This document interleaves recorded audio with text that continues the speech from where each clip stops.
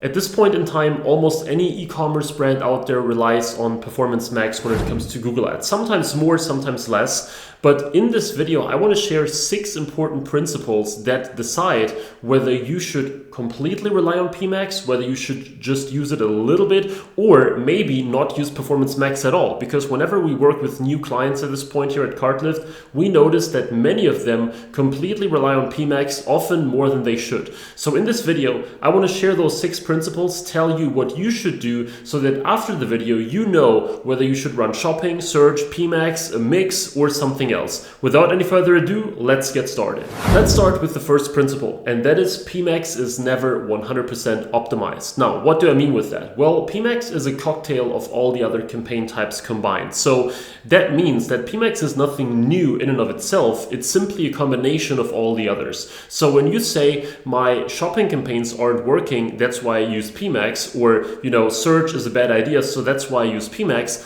that's generally not a good plan because PMax combines all the others, right? And what that also means, and that is the very critical part here, is that you cannot optimize PMax completely because all these different campaign types share the same settings, right? So let's say you have a target ROAS in PMax of 350%. Now, all the elements of that Performance Max campaign, shopping, search, demand gen, YouTube, share the same target. And for some of these networks, it's impossible to hit that target. For other networks like shopping, it may be relatively easy to hit the target. But the point is, Google, of course, tries to spend your money on all those networks. Actually, Google makes the most money with YouTube and display or demand gen because those are the most profitable networks. There is less competition on there. Most people try to really use search and shopping as their profitable networks. So Google tries to push those specifically. And when you do a deep analysis of your PMax campaigns using additional scripts, etc., very often you will notice that most of your value comes from shopping regardless, but you're spending, let's say, 5 or 10 or 30% of your PMax budget on networks that are not actually performing. So that means that if you run separate campaigns, a separate shopping, search, demand gen, and YouTube campaign, for example, you can fine tune all of these campaigns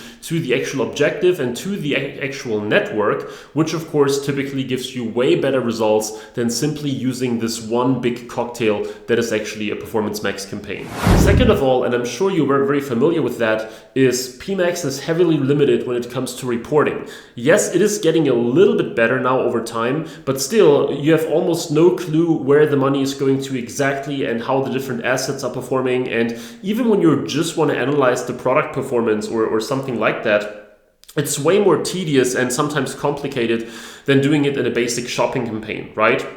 Especially the added complexity of asset groups makes it quite difficult to really directly compare products and product groups. And there are so many layers and variables. And as I said, some of the assets you cannot analyze and compare at all. With others, it's a bit more difficult. We have an additional PMax script that we're using that allows us to dig a little bit deeper, but it's still not 100% accurate. So PMax is very limited in that regard, which is especially problematic in the beginning when you want to really accumulate data and learn more about the business, learn more about how people are searching for your business, and also to just find out how certain elements are performing, right? Because of course, in the end, you cannot argue with performance. If things are going well, you might argue, I don't really care, where this performance is coming from. But of course, this means that you're always limited in getting better and optimizing your account because you're essentially just like, jumping around, trying random things and hoping that eventually things will get better or at least stay the same in terms of performance. And that is a big problem when it comes to PMax, of course. Number 3 is that PMax requires a set of diverse assets that are high quality and ideally that you change and update on a very regular basis. So what does that mean?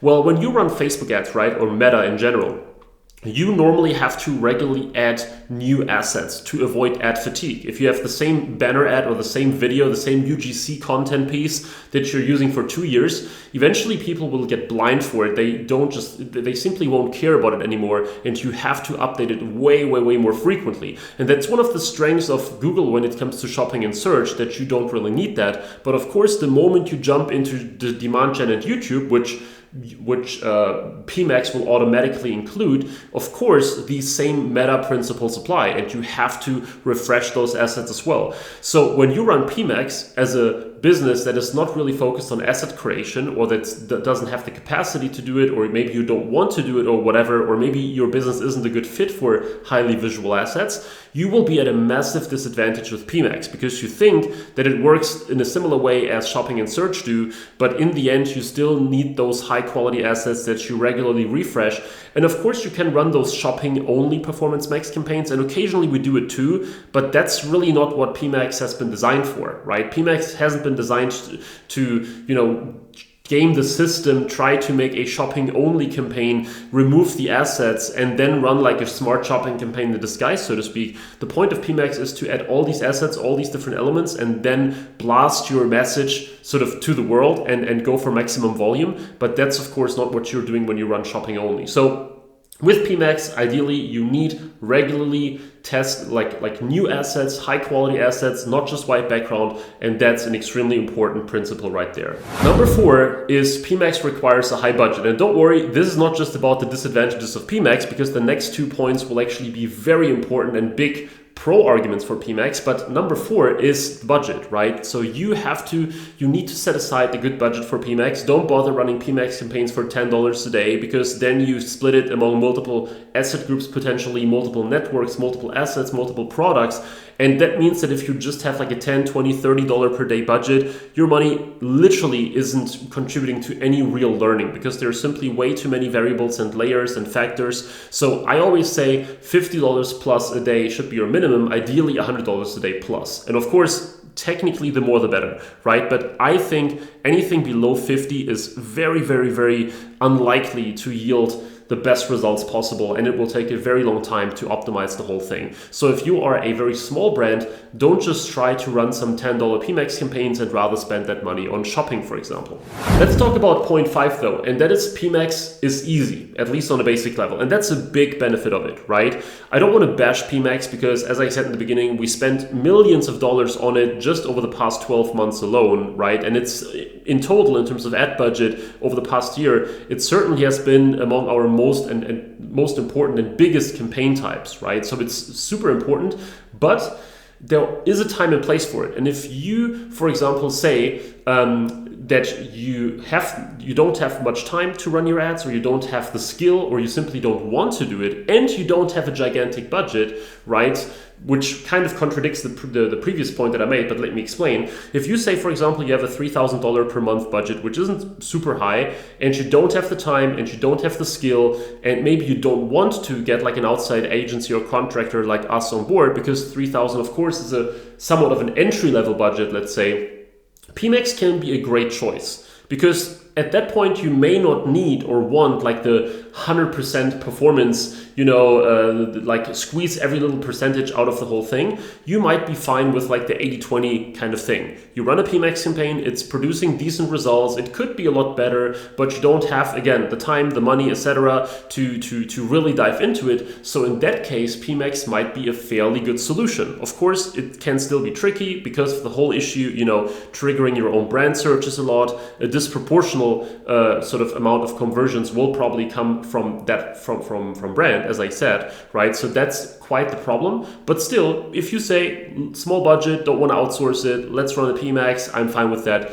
That could be a good thing. So PMAX is super simple, and that is a very, very big advantage in my opinion. Last but not least, number 6, the 6th principle is PMAX has great scaling potential. Okay, so technically it's the most scalable campaign type because it includes all these other networks. When you have a campaign that caps, let's say a search campaign that caps at $1,000 per day ad budget, PMAX in theory should be able to spend at least like 2, 3, 4, 5,000, right? Because it has all those other networks as well. There are still some caveats to this because you cannot really say that this is the case all the time. For example, because of your target. If you have a target of 400% and display and YouTube simply aren't able to hit that target and only shopping and search are, then of course your PMAX campaign isn't scalable to 10,000 a day because your shopping and search campaign potential might be capped at 2,000 already or at 1,500 or something along those lines. But in theory, PMAX has great scaling potential, especially in regards to the little time and expertise it requires on a very small level. So those 6 principles might seem a little bit like a lot of disadvantages of PMAX, but in the end, though, this 5th and 6th principle is actually what makes PMAX attractive to many accounts, right? So you could say in summary, PMAX is a great like quick fix campaign to get some 80-20 performance out of the account, but in the moment that you, let's say, have a more complex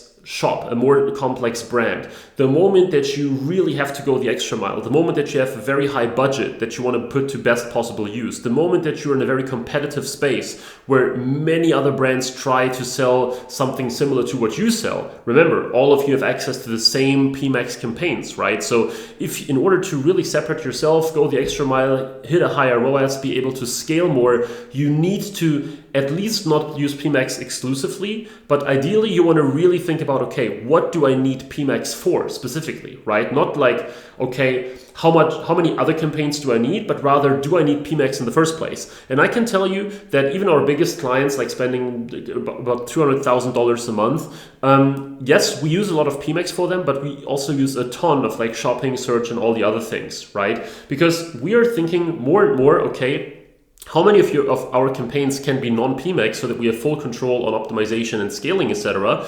And I must say that we're doing more and more transitions from PMAX to the rest, just because we actually see a lot of performance gains that way. You know, there are numerous examples for this, like a pet brand that we helped scale 3-4x in a matter of a few short months, while actually improving their non-branded ROAS, because their PMAX campaigns were very focused on brand, yet our cold traffic setup afterwards not only has been similarly profitable, on a cold level much more profitable, as I said, but we scaled the whole thing by using a lot more shopping, a lot more search. Yes, it is more work. Yes, it takes more time. Yes, you need to know how to like properly structure and use bids and use negatives and integrate, you know, use Merchant Center and feed optimization to the best possible degree. But then I can tell you, you will get the best results possible when you're not simply blindly relying on PMAX. And even if you do use a lot of PMAX, of course, there are still better and worse ways to do it, right? You can run a simple PMAX, and as I said, don't work on the assets, don't test audiences, don't have multiple asset groups in place, don't set it up in the best possible way. Or you do all these things, and you have a PMAX campaign that is constantly evolving and getting better. Because remember, PMAX isn't the devil, it's just about using it properly and deciding properly whether you should need it, whether you should use it or not.